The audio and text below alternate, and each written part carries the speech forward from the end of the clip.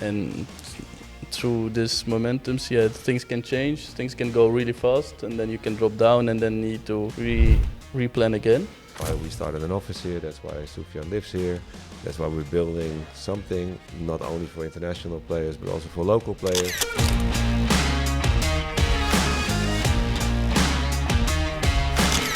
Hi guys, how are you? Good.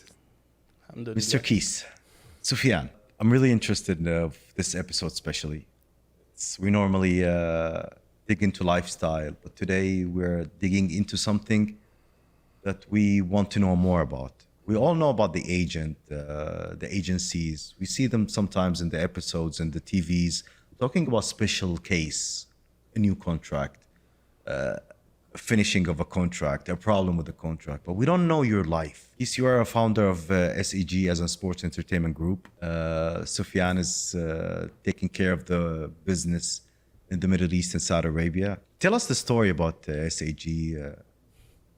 Why did you founded this? What's the point of it? I'm a football fan. I've been playing football all my life. I've been a sports fan in general. I also like other sports, but football was always the core. And when I graduated from university, I started my own company. So I was an entrepreneur. And then when I was around 27, I really liked the movie Jerry Maguire with Tom Cruise. And then, it inspired me and my best friend to start this company. Really inspired you, the movie? Yeah. Okay. And then we started, let's do this. We're going to do it. We're going to change the industry. We're going to do it differently.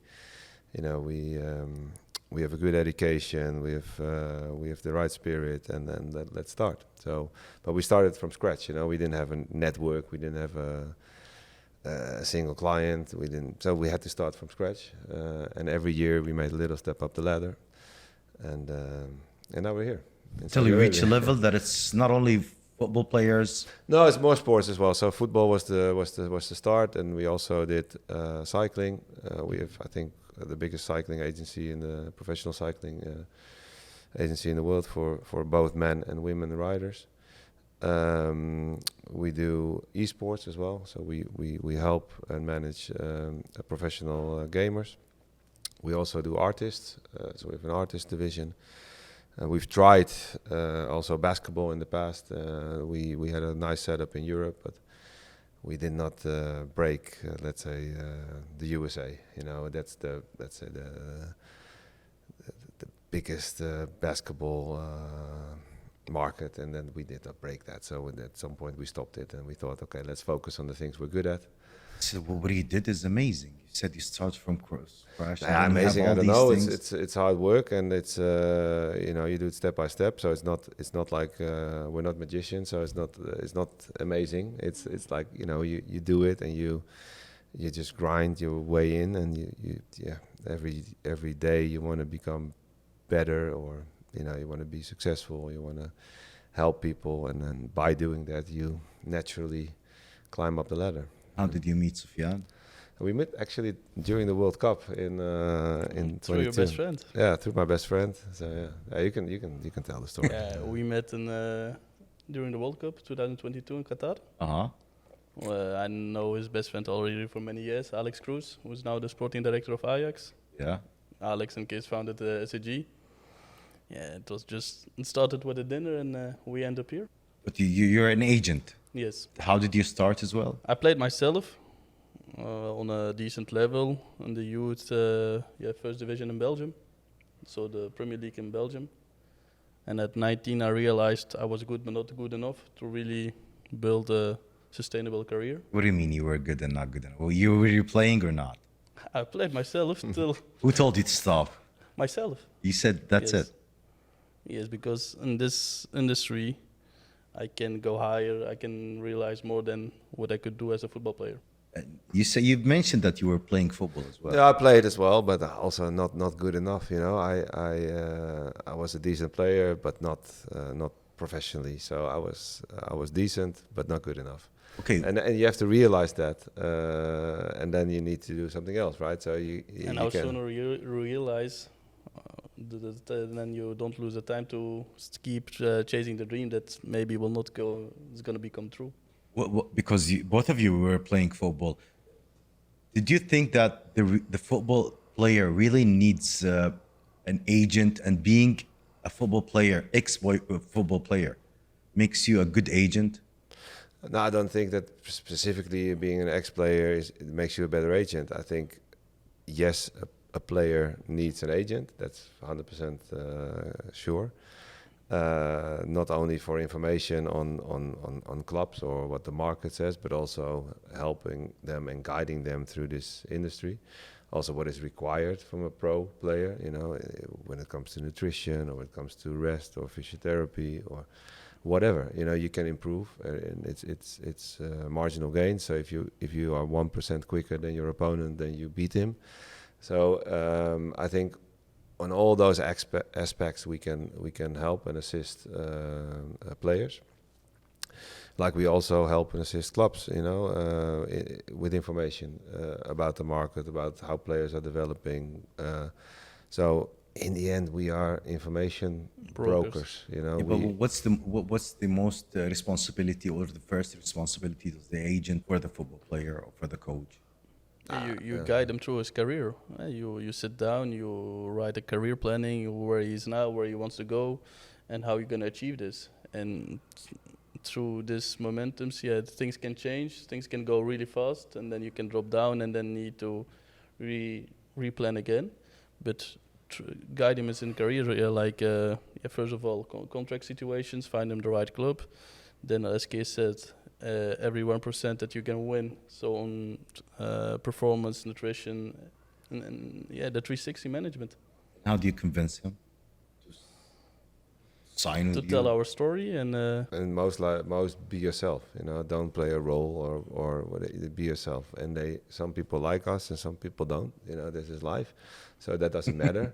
Yeah, so there's either a match or there's not a match, you know. And if people like us or we like them, because it's also two-way traffic, you know. You need to also believe in the player or the coach or the rider, or you know, you need to be you need to feel, you know, their dream and live it with them, you know. But the most important thing we have to do, obviously, is that they have to have work. Because if you're out of work, then you're no longer a professional athlete. So that's our main focus, to get them work and to keep them in the let's say the football pyramid. If we're talking about football, you've mentioned that you've started from scratch, and now it's a big. Yeah, we're one of the bigger agencies. Yeah. What's the biggest challenges that you faced on?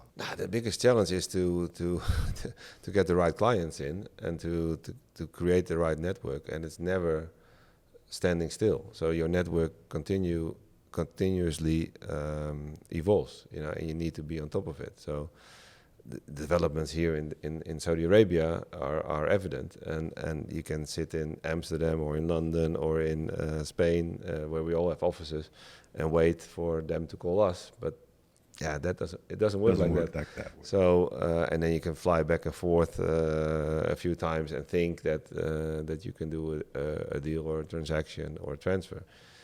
But also, it doesn't work like that. You know, that's why we started an office here. That's why Sofiane lives here. That's why we're building something not only for international players but also for local players. So we really want to bring added value and bring our experience here to help guide the local players to become better professionals.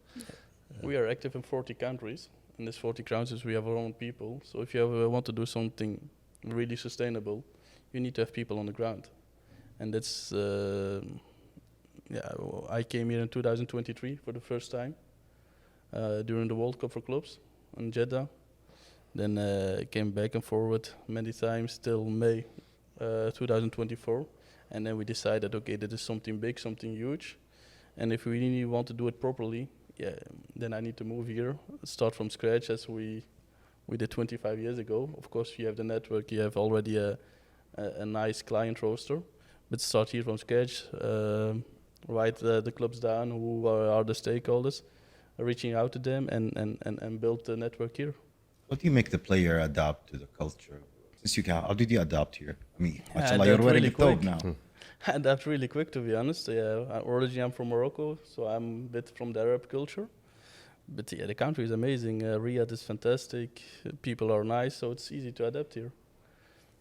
Yeah, of course you have different things than Europe, where I'm born and raised. But the adaptation was really easy. I'm sure you've been through a lot of stories in your life during this journey. Yeah. Have you ever? How do you deal if there's two players playing against each other? How do you deal with two players playing in one team? Yeah. How do you deal with the players themselves? No, you have individual relationships. Obviously, in our company, we have more than 150 agents, and so it's not very common that you have too many players yourself, because it's quite time consuming to manage talent. You know, it's. But if it happens that players play against each other, then you want them both to do well. But standing on the sidelines or being in the stands in a big stadium, it doesn't matter what I think or what I will do. They play the game, and they do it well or don't do it well. Somebody makes a mistake, or somebody gets injured, or somebody scores a goal. That's up to them, either if I'm there or not there. That doesn't change. In the end, you support them both, and made the best win. So, yeah, you, as Kay said, Doesn't matter. it doesn't matter. Okay, let's say you have a player playing with the national team and he wasn't called for the national team. What's the agent's job to deal with him?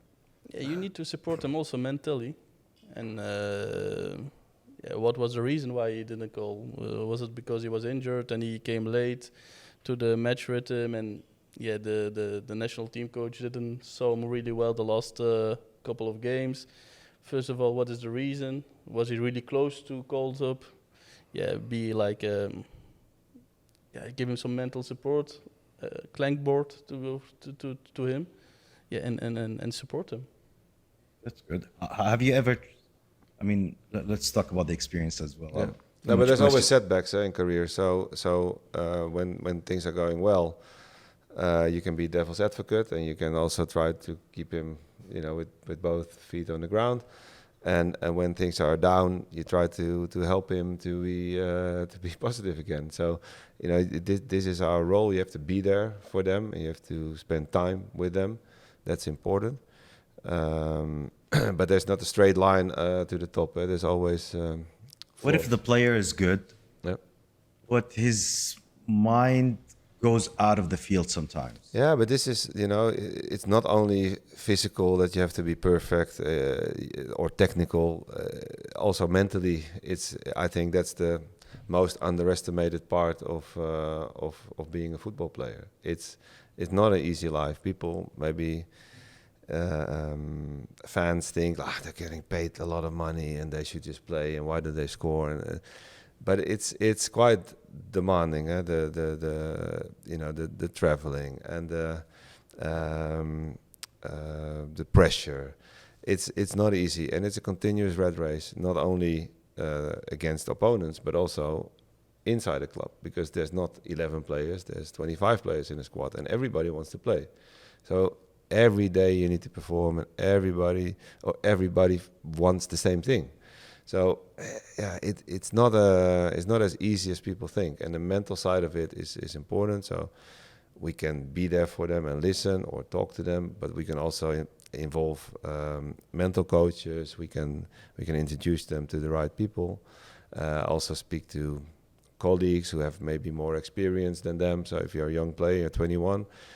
We can introduce them to let's say, seasoned 34-year-old player who has seen it all and done it all, and maybe he can also open their eyes to. Yeah, that's a good. Or connecting with former players to explain. Okay, for example, he has a big injury, ACL. When you're 21, and you have ACL. Maybe you think this is the end of my career, but if you then talk to former players and they explain you, okay, what you go through, but there's.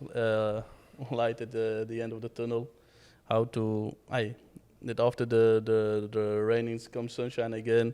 it's gonna be tough 6 months, but you will be there. No worries.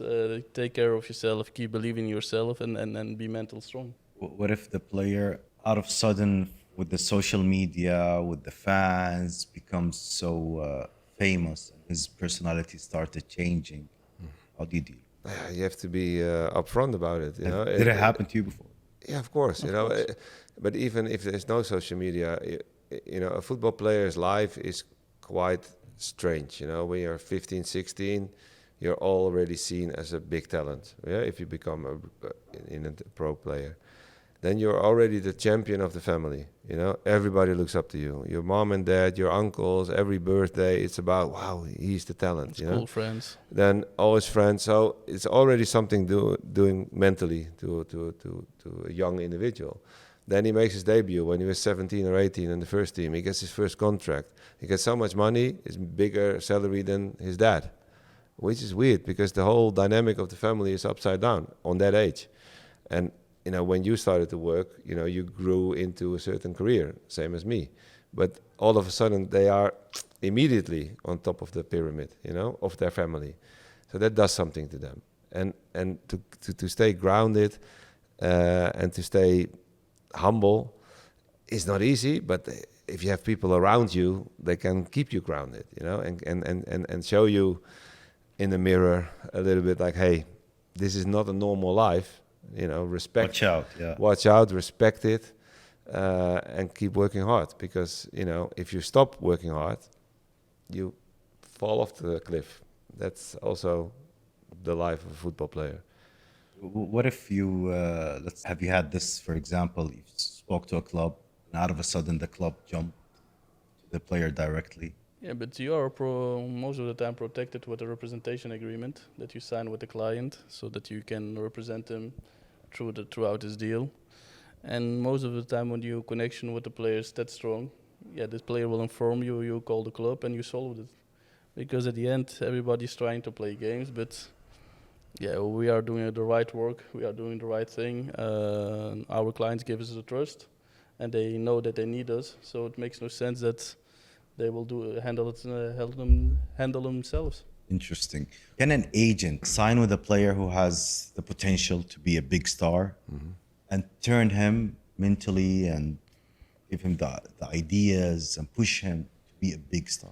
Let's, for example, think of a young talent player. Yeah. He's not that good, but he has the potential to be a big name. Yep. How do you deal with him? Can he be a big star in the future? I understand your question. It's we're not magicians, you know, so we don't create talent. The talent is there. The talent has the talent. So if we recognize that talent and we really believe in it, we will help him. But we will help 5% or 10%. We will not impose on him a certain mentality. You know, the mentality has to be inside him. You know, he has to have this intrinsic motivation to become the best in the world. And we can introduce him to the right people. We can help him. We can be devil's advocate. We can challenge him. But in the end, he has to do it on the training pitch. He has to do it on the pitch. He has to work with the right coaches. So we help him, guide him through the career, sort of, so to speak. But he is the one who's driving it himself, you know. So you show him the direction, and yes, he's driving it. Yes. How do you pick the right moment to talk to the club about a specific player? Yeah, as Kees said, we are information brokers.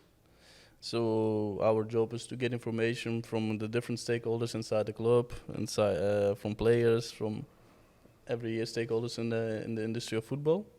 And with this information, yeah, we have different discussions in a week that we share information together in the office, and then yeah, you build that moment. When is the right timing to offer a player? When is the right timing to call a club to say, okay, let's talk about an extension? When is the right timing to try to transfer a player? Yeah, it's working with the information that you gather, and then and send it in a direction that you want. Sofiane, there is too many agents right now in the world. What makes an agent so special from the other agents? I don't agree with you that there's too many agents. I don't agree. But in real estate, there are many agents. In insurance brokers. There's many in the world, you know. So you have good ones, you have bad ones, you know. You have good lawyers and bad lawyers. You have good doctors and bad doctors. You have good agents and bad agents. What makes the good agents? But the thing is, you have maybe, I will follow your question, you have too much agents, but you need to watch and look and analyze how many agents are doing really transactions, and there are not so many. The industry is really divided in a few big agencies now these days, more than before.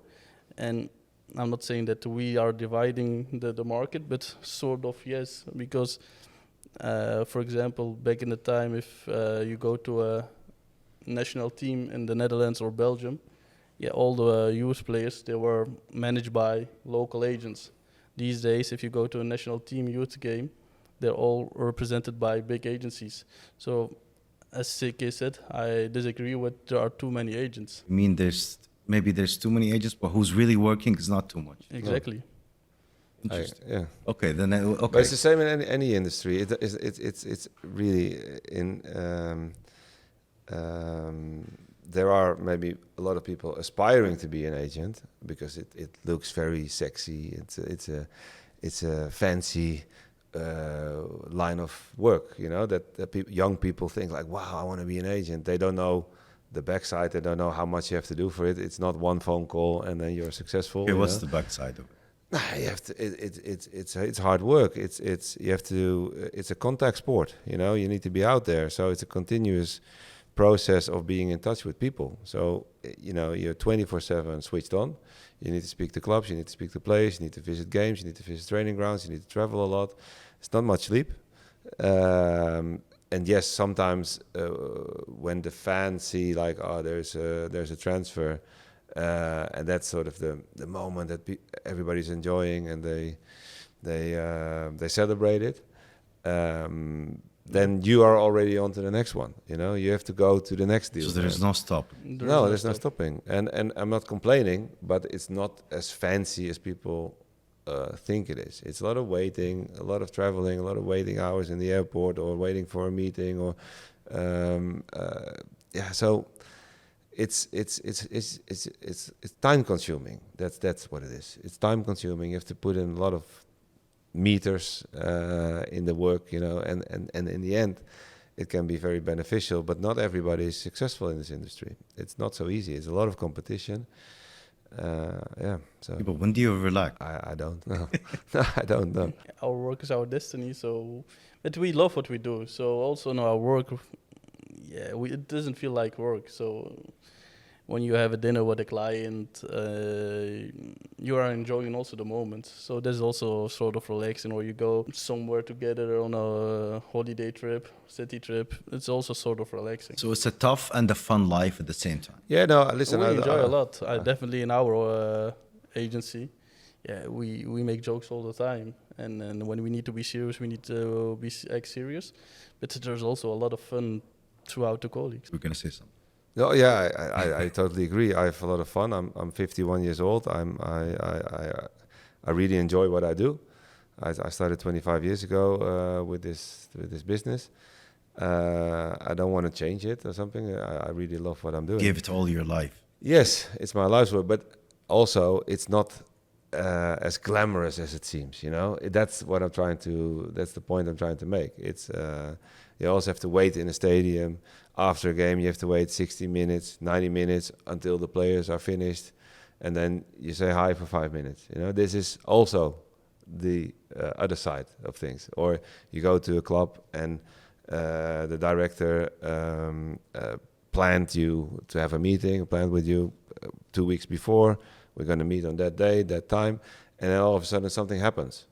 They lost, or they have sacked the coach, or they have they're in the media about something, and then he wants to cancel the meeting, and he wants to postpone it for 1 or 2 days. But you've booked your flights to go there.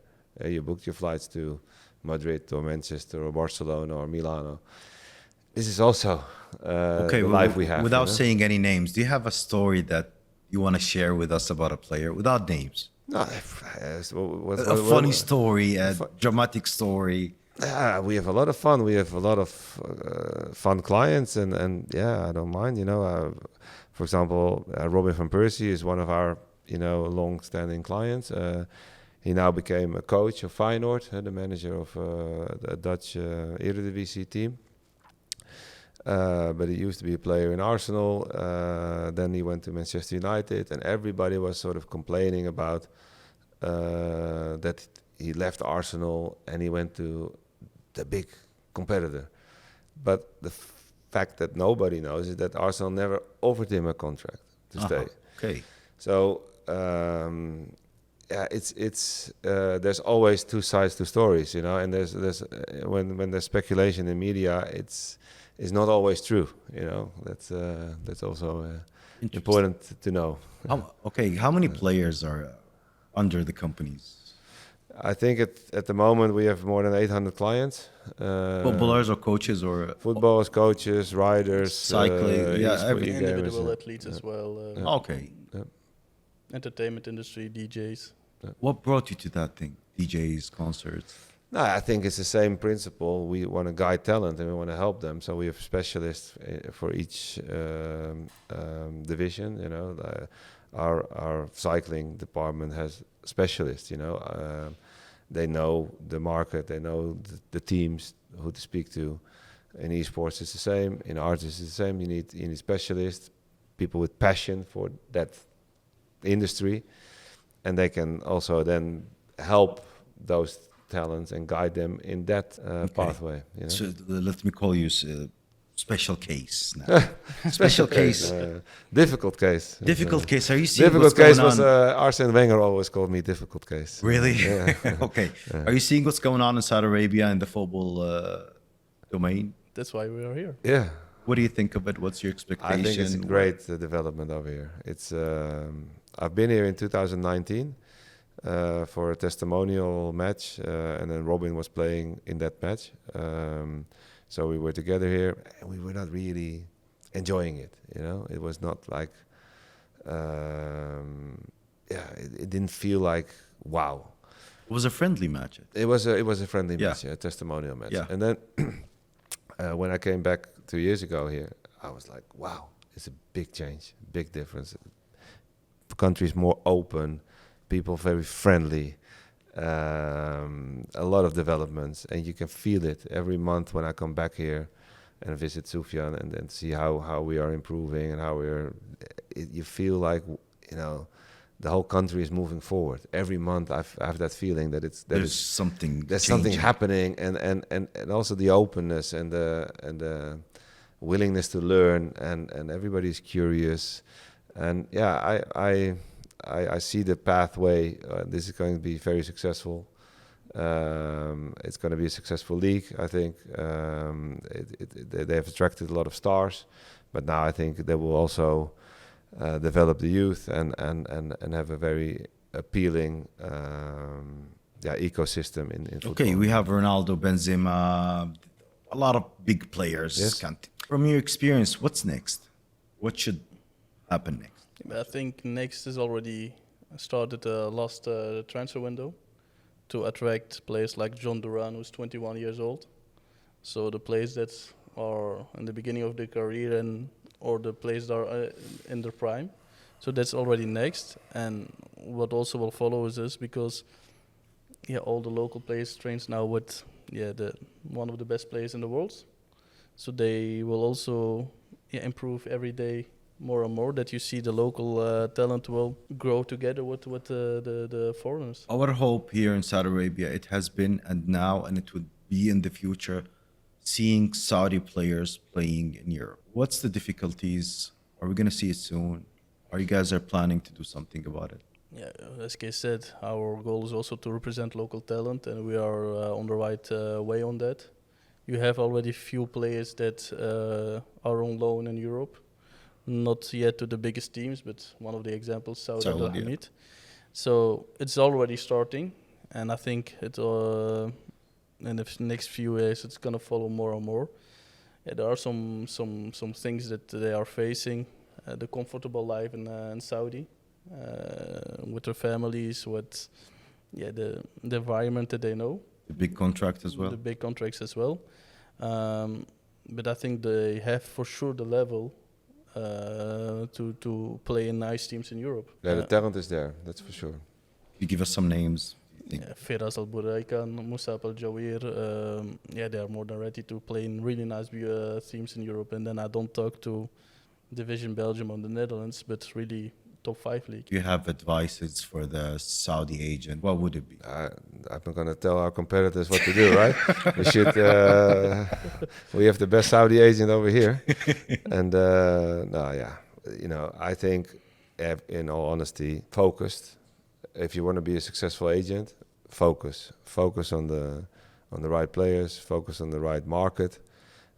You can't do it all by yourself, so you have to focus. If you do too many things, you will get lost. And so focus is, I think, if you want to be successful in anything, focus. SEG, what do you want to reach? Now we want to help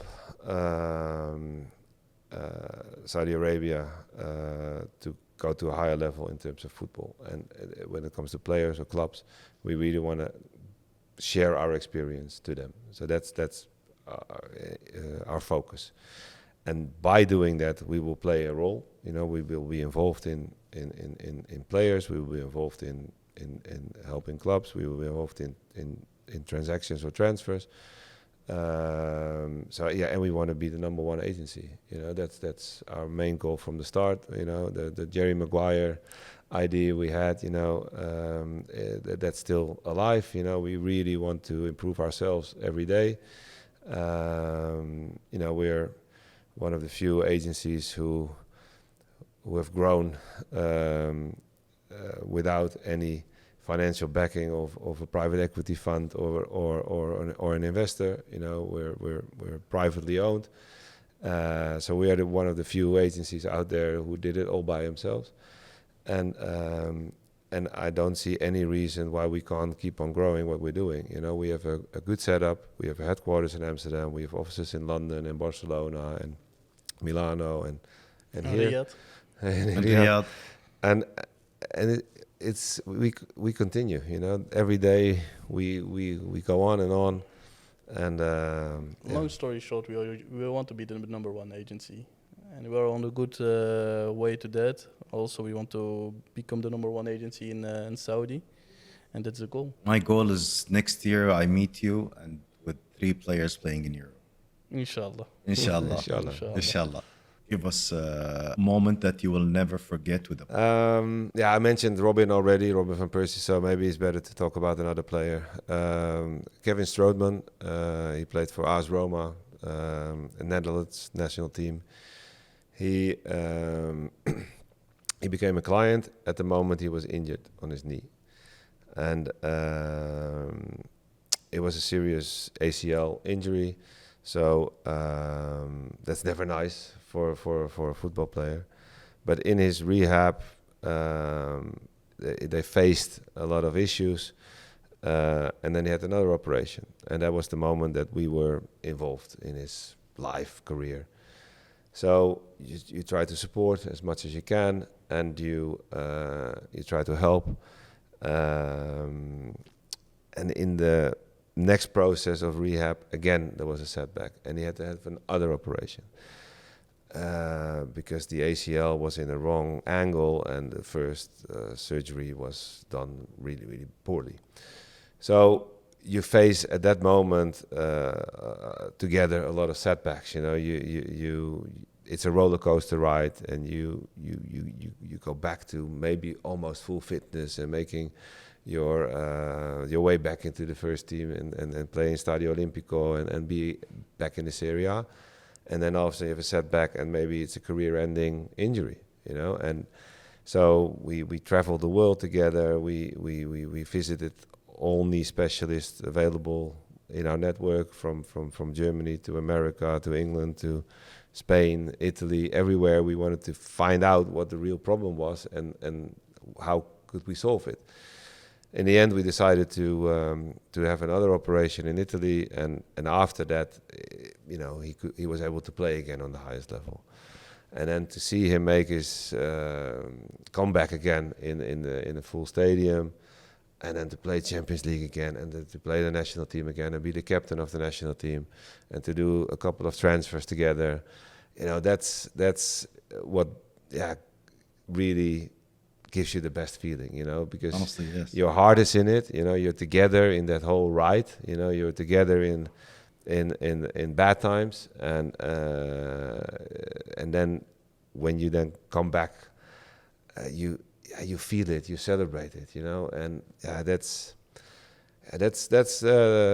Maguire's story. Yeah, that's the Maguire story, and the same goes for Erik ten Hag in Manchester United. We in Ajax we had highs, becoming champion and great, and Champions League campaign was great, and then make a transfer to Manchester United, one of the biggest clubs in the world, and that's where you really get the kick, to do this job, to be part of the ride together with them. It's a roller coaster always. It's never like only going there. You go whoop, and a lot of loops, but in the end, you do it together, and that feels that you're part of a team, and that's fun. And it's also when you are then in the stands during the game, your player is performing well, or your coach is winning a cup or a title, you feel really part of it